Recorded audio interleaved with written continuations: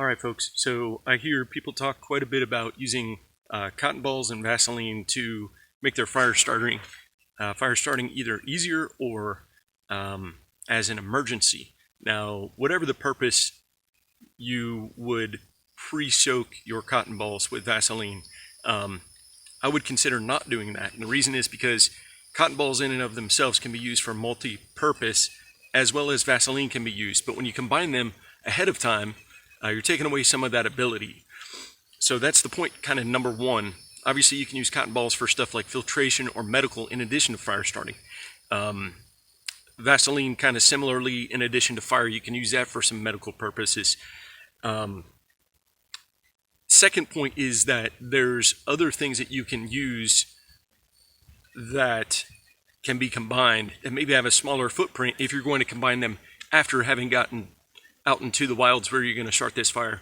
Things such as chapstick, beeswax, and maybe even some hand sanitizer or alcohol. Now, these are all things that are also multi-purpose, but in some cases even more so than maybe just combining Vaseline or taking Vaseline and combining it to your cotton balls after the fact.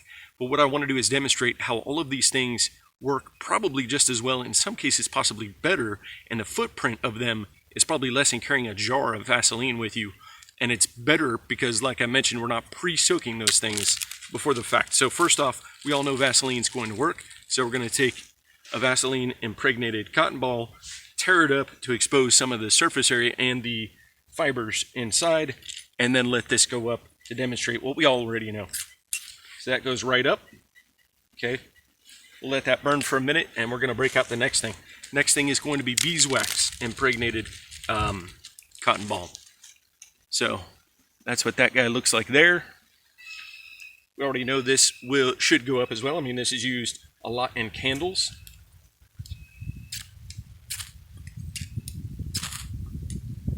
So that went up.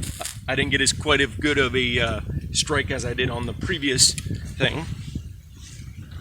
And that wasn't on the wax. That was actually my error in how I strike the ferro rod. Next we have chapstick, which is another petroleum base, much like the Vaseline. Okay, it's a little bit different than wax. Hopefully you can see these in this lighting. So